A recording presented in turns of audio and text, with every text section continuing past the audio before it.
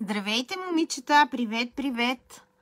Исках да направя всъщност Reels, ама една минутка не ми стигна.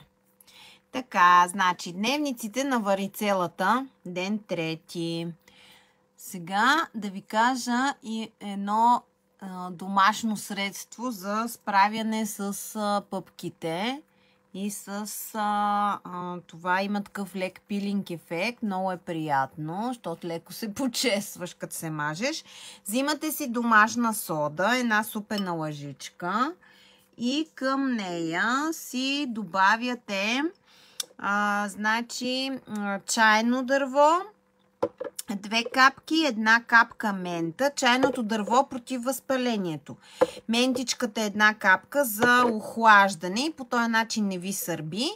И 1 капка масло от гераниум, от здравец, за да може тая червенина, която е на пъпките, да се махне. И така си правите машчица, за да може по този начин много добре се повлиява. Аз вчера вечерта си направих, защото вечерта я прочетах тая рецепта тук по моите книги и просто много добре облегчи така възпалението, сърбежа, отделно и самата кожа. Много съм сигурна, че много добре се чувства. Даже ето тук зад ушите имах супер много пъпки и сега пипам и ги няма. Много.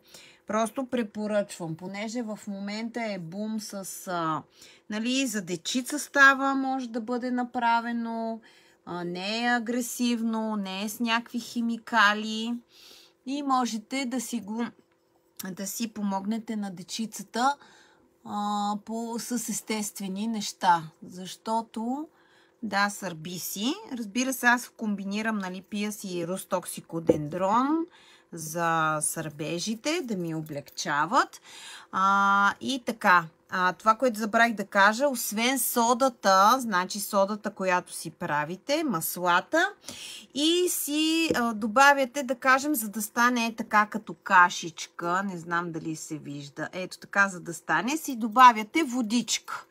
Водата, аз не добавих обикновена вода, аз си сложих, имам вкъщи такава сребърна вода, от аптеката си се купува, сребърна вода, между другото на една чаша, такава голяма, си слагаме една капачка и пиеме такава сребърна водичка, защото среброто има антивирусен, антибактериален, такъв антигъбичен ефект.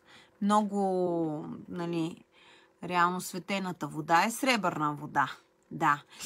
И на содата си слагам една супена лъжичка от сребърната вода и е така, като си направите машчица, просто много добре ми се получава. Така че това беше от дневниците на варицелата. Ден 3. Много хора от вас ми писахте как се чувствам, добре ли съм. Много ви благодаря от все сърце за загрижеността. Сега ще си направя пилинки на ръцете.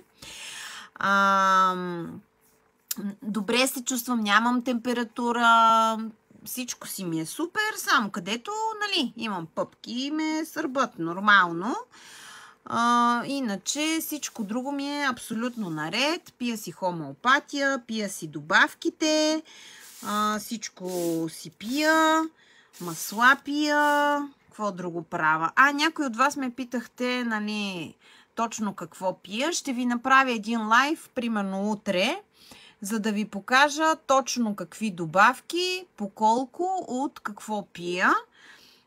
Разбира се, тъй като аз използвам определени фирми, тъй като съм им се доверила, вие можете да си експериментирате с там, примерно, добавки, на които вие вярвате, както прецените, разбира се, но така, аз съм направила своя избор и то преди доста години, защото за мен лично те са така най-ефективните на пазара, но това е моето мнение, никой не ангажирам с него.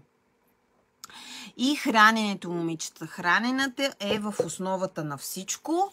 Много от вас ме питахте, нали, за храненето по време на варицелата книжката. Има електронна книжка, тя е качена на сайта ми. Който иска да разбере за храненето по време на варицела, ето това е книжката. Най-различни неща вътре има рецептите, лечебните храни при вирусни заболявания, какво не трябва да се яде, какво не трябва да се пие. Има за температура, има за хранително разстройство, какво да се прави, има за кашлица, отити, хрема и така нататък. Така че книжката е много хубава. Препоръчвам ви да си я вземете в електронен вариант, защото реално книжката е 7 лева. Като дадете и за куриер 5 лева, то да. По-добре си я вземете в електронен вариант и ще може да си я четете веднага и да си я гледате. И така, момичета, това беше от дневниците на варицелата. Ще ви държа в течение, за да можете да видите как всъщност всичко, което ви препоръчвам, аз, момичета, го правя. И храненето, и всичко, никога не препоръчвам неща, които лично аз не съм изпробвала, не съм минали през мене, не съм ги преживяла.